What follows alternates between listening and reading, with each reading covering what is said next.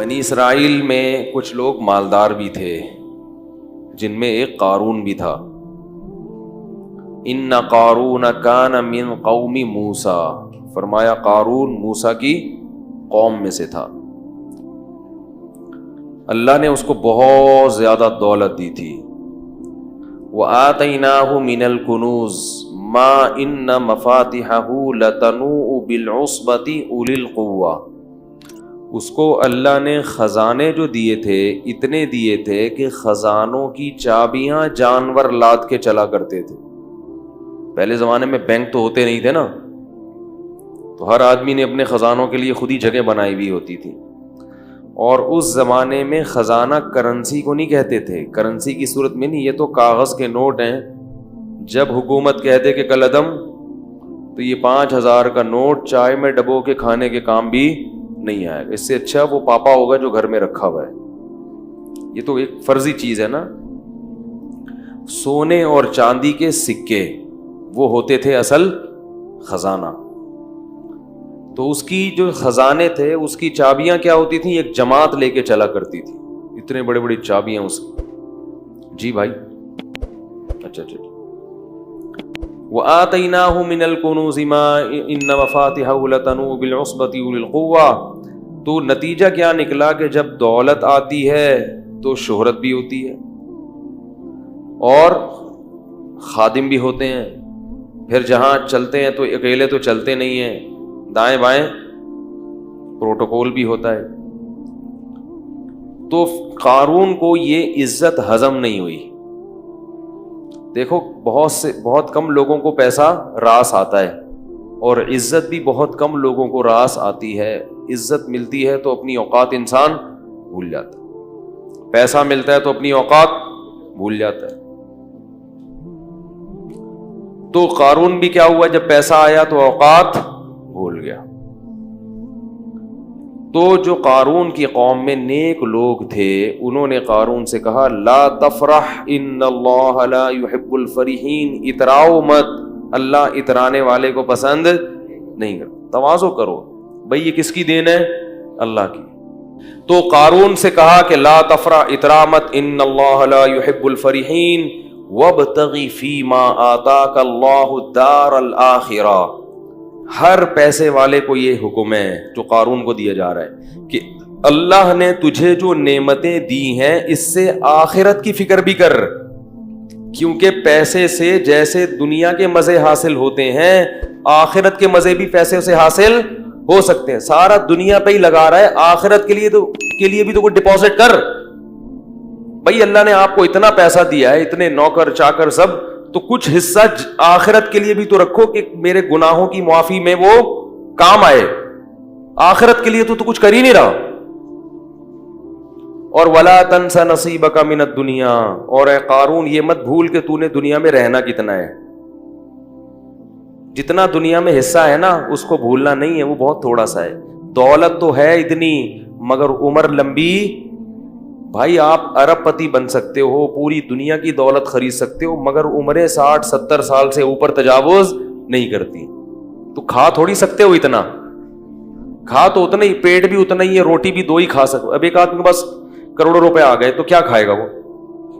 بھائی غریب تھا تو ناشتہ ہی نہیں کرتا تھا، ذرا پیسہ زیادہ آ گیا تو پراٹھا کھا لیا اس نے، اور پیسہ آ گیا تو پراٹھے کے ساتھ انڈا بھی ہو گیا، اور کیا کرے گا؟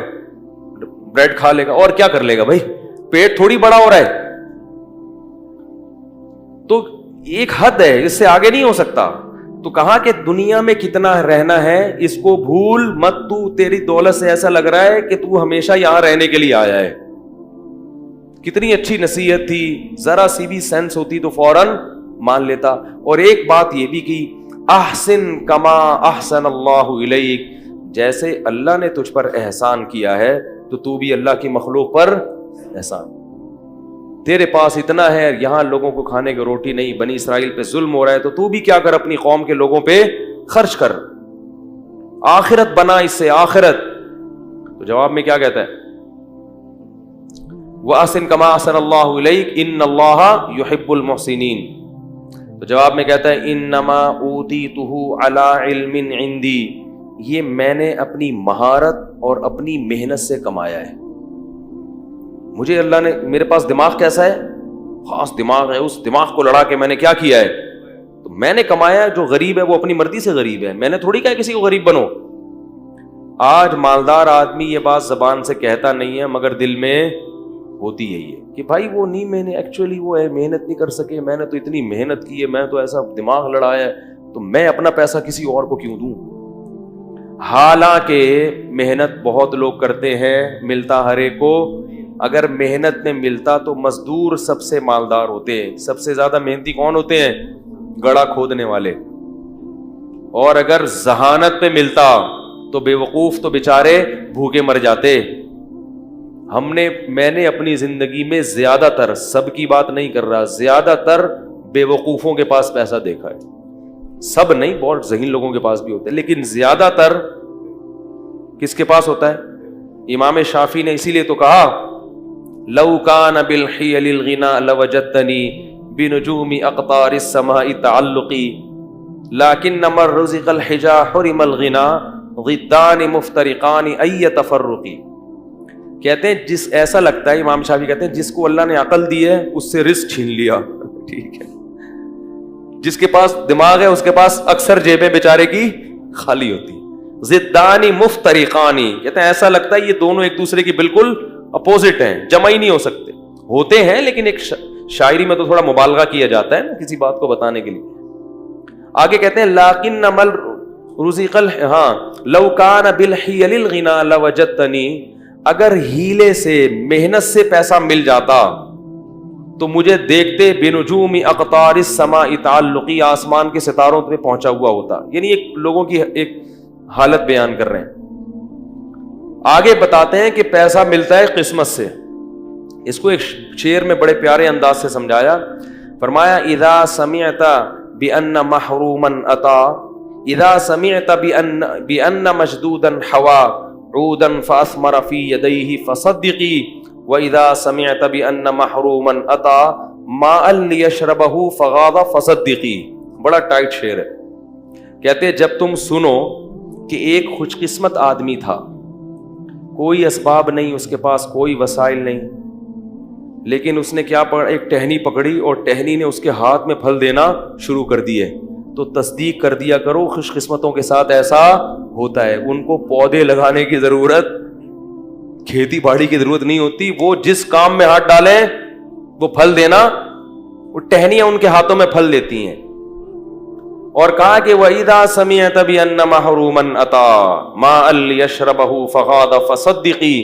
اور جب سنو کوئی بدقسمت آدمی ہے جس کے کام اللہ نے ارادہ کیا کہ صحیح ہو گئی نہیں, تو اس کو بیچارے کو پیاس لگی, پانی نظر آیا اور دیکھا کنواں پانی سے کیا ہے بھرا ہوا, وہ خوش ہو گیا, چلو پانی تو ملے گا, چلو کچھ نہیں مل رہا پانی تو ملے گا.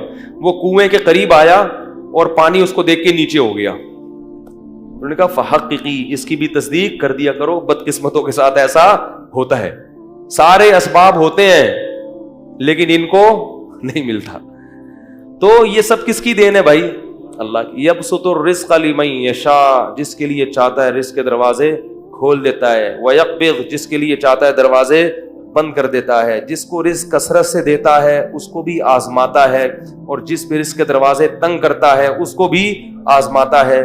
تو یہ بتا دیتا ہے کہ جس کے پاس پیسہ ہے اس کو اترانے کی ضرورت نہیں, تھوڑے دن میں یہ بھی چھن جائے گا. اور جس کے پاس غربت ہے اس کو بے صبری کی ضرورت نہیں ہے, یہ غربت تھوڑے دن میں ختم. مر جاؤ گے تو پھر نوٹوں کی کفن میں جیب اس لیے تو نہیں ہوتی نا, کفن میں تو کچھ بھی نہیں ہے. قبر کھود کے دیکھو تو پتہ ہی نہیں چلے گا کہ یہ کوئی مالدار آدمی تھا, غریب تھا, آفیسر تھا, چپڑاسی تھا, سب ایک ہی طرح کے کپڑے پہن کے سو رہے ہوتے, کوئی پتہ ہی نہیں چلتا. کیڑے سب پہ ایک ہی جتنے ہوتے ہیں. یہ نہیں کہ غریب کی لاش پہ کیڑے زیادہ ہوں گے, دولت مند کی لاش پہ کیڑے کم ہوں گے کہ یہ آفیسر تھے, ایسا نہیں ہے. کیڑے یہ نہیں دیکھتے, ٹھیک ہے نا. تو اس کو یہ کہا تو وہ جواب میں کیا کہتا ہے, انما اوتیتہ علی علم عندی. بھائی میرے پاس کو ایسے ہنر ہے, ایسے فنون ہیں جن کی وجہ سے میں نے پیسہ کمایا. اللہ کو غضب آیا, اللہ نے فرمایا اولم یعلم ان اللہ قد اہلک قبلہ من القرون, اس کو پتہ نہیں ہے کہ تجھ سے بڑے بڑے لوگ اللہ نے ہلاک کر دیے پہلے, ان کے واقعات سے عبرت حاصل کر. فخرج علی قومہ فی زینتی, ایک دن اپنے جاہو لشکر کے ساتھ، اپنی زینت کے ساتھ نکلا کہیں باہر. قال الذین یریدون الحیات الدنیا، وہ لوگ جو لوگوں کی گاڑیاں بنگلے دیکھ کے رالیں ٹپکاتے ہیں نا، وہ کہنے لگے یا لیت لنا مثل ما اوتی قارون، ہائے کاش ہمیں بھی کچھ ایسا، ہمیں تو کوئی سالہ پوچھتا ہی نہیں ہے. یہ کہتے ہیں نا لوگ. ایک آدمی ایک محلے میں گیا نا، کہہ رہے شکر ہے میری عزت نہیں ہے اس محلے میں. لوگوں نے پوچھا کیوں؟ کہہ رہے ورنہ بےزتی ہو جاتی بہت. آج میں نے کام ایسا کیا ہے کہ اگر عزت ہوتی تو بےزتی ہو جاتی. ایسے ایسے لوگ بھی ہیں، عزت ہی نہیں ہے، کوئی پوچھتا ہی نہیں ہے. تو وہ دیکھ کے کیا کہنے لگے، مائیں جب دیکھتی ہے نا یہ منظر تو چاہتی ہمارا بیٹا بھی کیا بنے، یہ بنے، ایسی عزت، یہ لشکر ہو.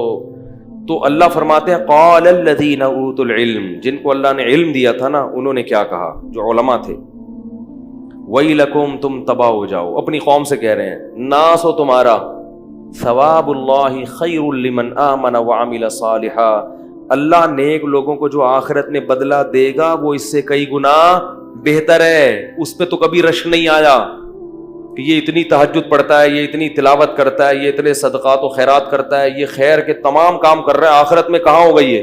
اس کو دیکھ کے تو کبھی بھی رشک نہیں آیا کہ ہائے کاش ہمیں بھی اللہ ایسی توفیق دے دے، ہائے کاش ہم بھی شریعت پر ایسے چلتے. جو اصل ہے، اور یہ جو فنا ہونے والی ہے، جس کا تمہیں پتا ہے کہ مر جائے گا، ختم ہو جائے گی، اس پہ کیا کر رہے ہو، رالے ٹپکا رہے ہو. تو ثواب اللہ خیر لمن آمن وعمل صالحا ولا یلقاها الا الصابرون. اور پھر وہ اہل علم خود ہی کہنے لگے کہ یہ صفت صبر کرنے والوں کو عطا ہوتی ہے. فوراً کسی کی چمک دھمک دیکھ کے جو فوراً پیچھے پڑ جاتے ہیں نا، ان کو اللہ ان میں یہ خاصیت پیدا نہیں کرتا کہ وہ دینداروں کو دیکھ کے رشک کرے. اب ہوا کیا، حدیث میں آتا ہے، یہ قرآن میں تو اجمالی ہے، حدیث میں تفصیل ہے، کہ حضرت موسیٰ علیہ السلام فرعون کو قارون کو بار بار نصیحت کرتے تھے، زکوٰۃ دو، زکوٰۃ دو، خیال